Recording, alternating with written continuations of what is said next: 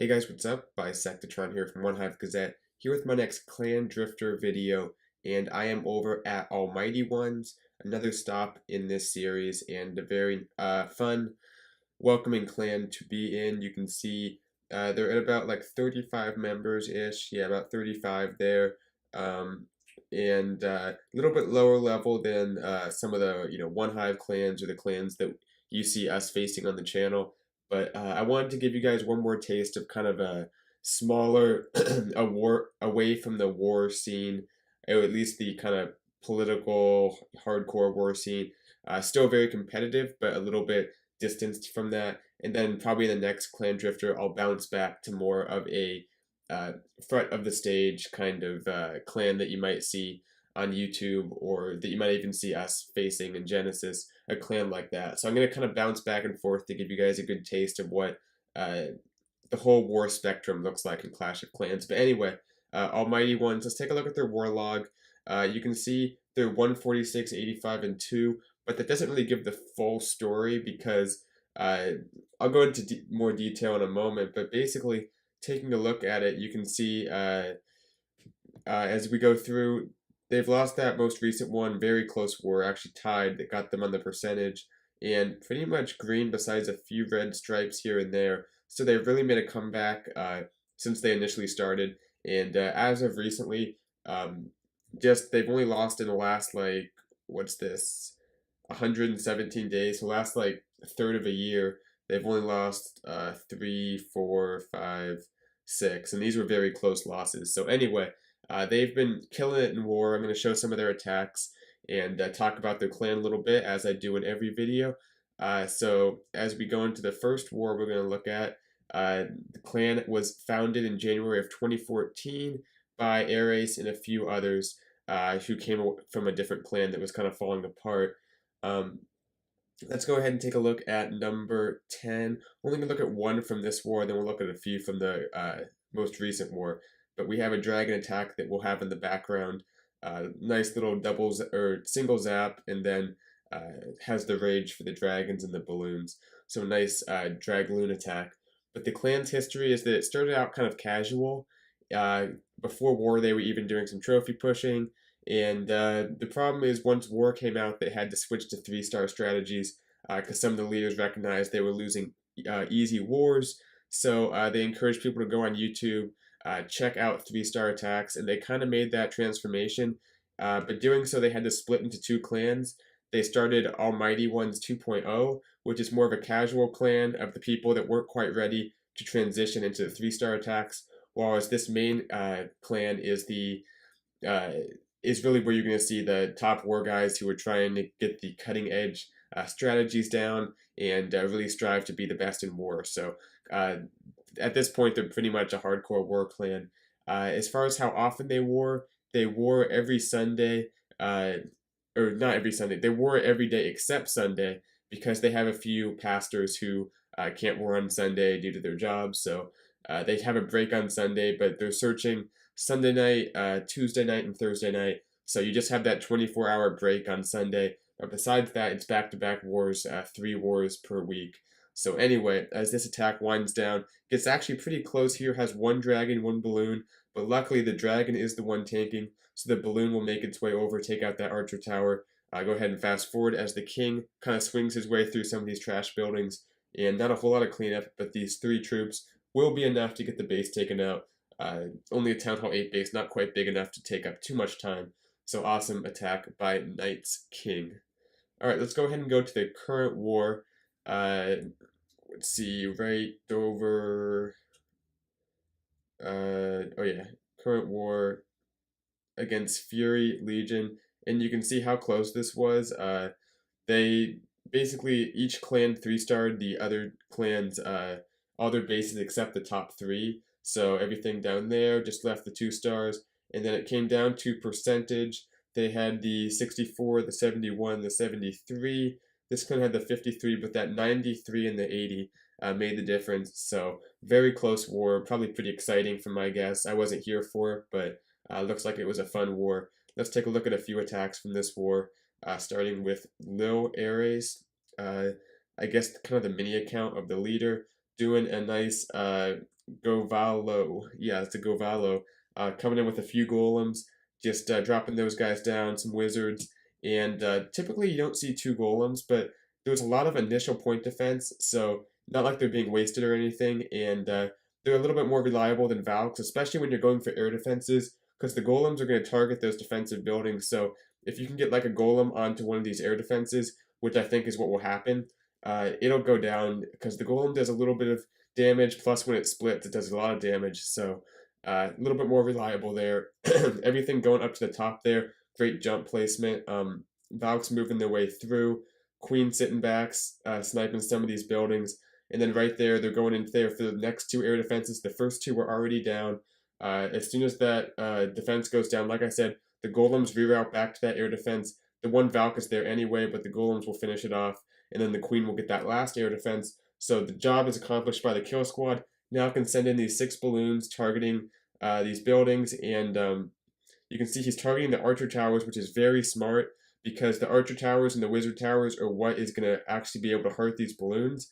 But besides that, these cannons are defenseless to the balloons. So anyway, all the archer towers are down, just finishing off these last few buildings. Go ahead and go ×2 as everything cleans up. Awesome attack. Crush the space. Still has a ton of troops left up. Nice attack, dude. But as far as how big their wars are, they do 15 to 20. The clan hovers around 35 members, but they often have people upgrading their heroes, and that kind of cuts their numbers in half roughly to 15v15, 20v20.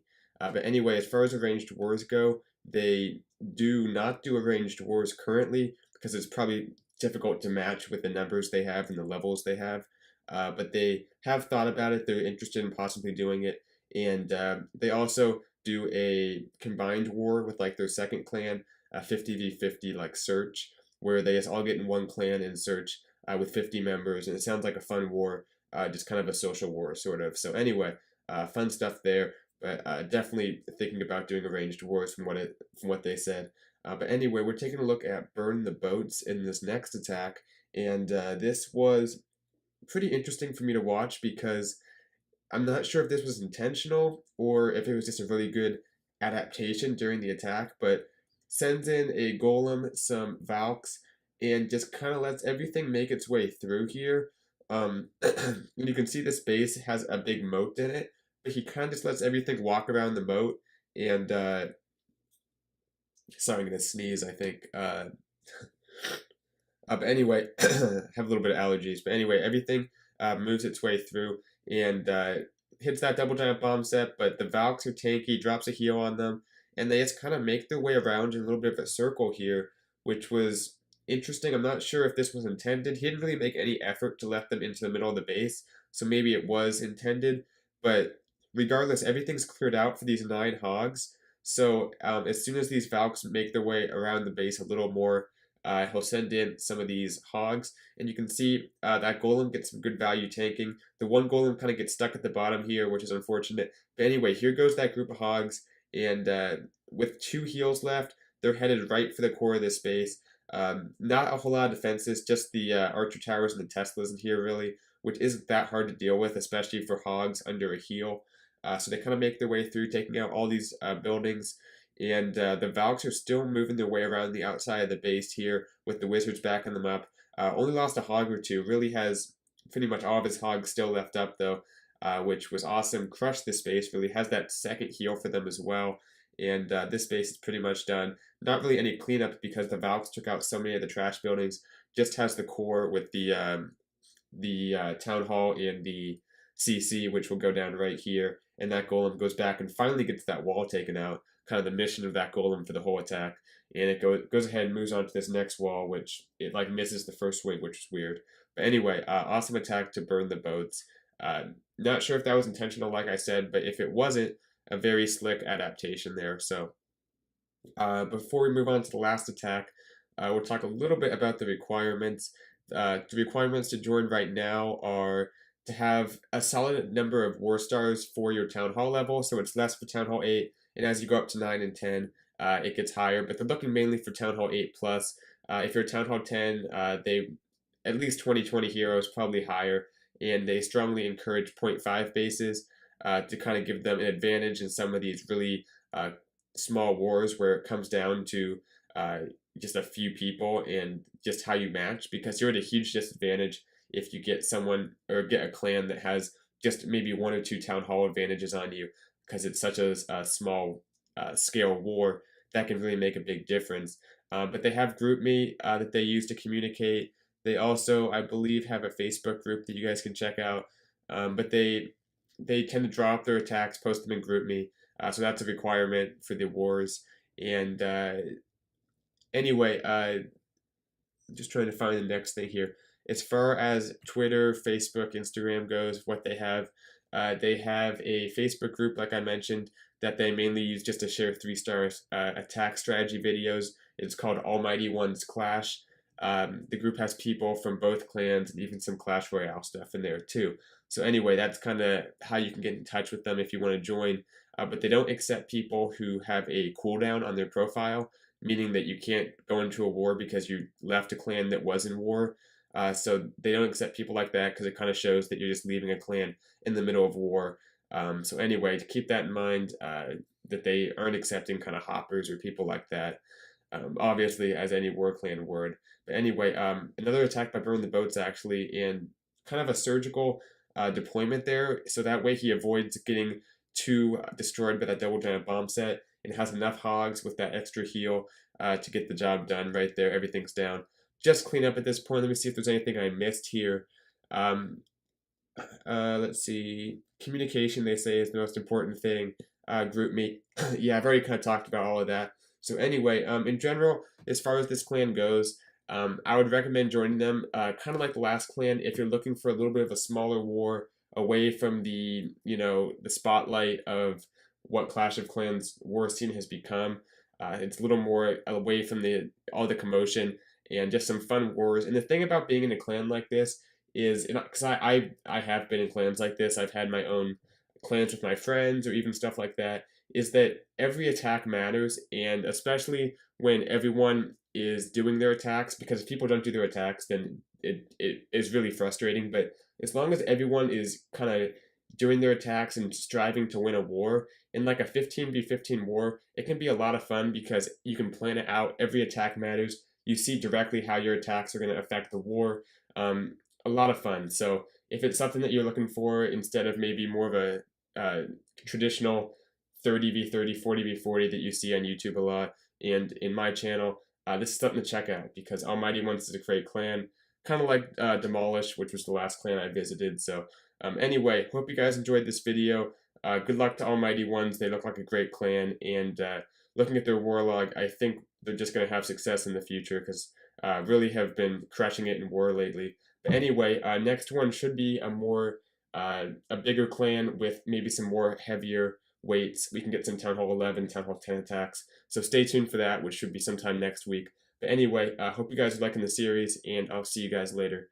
Bye, Sectatron out.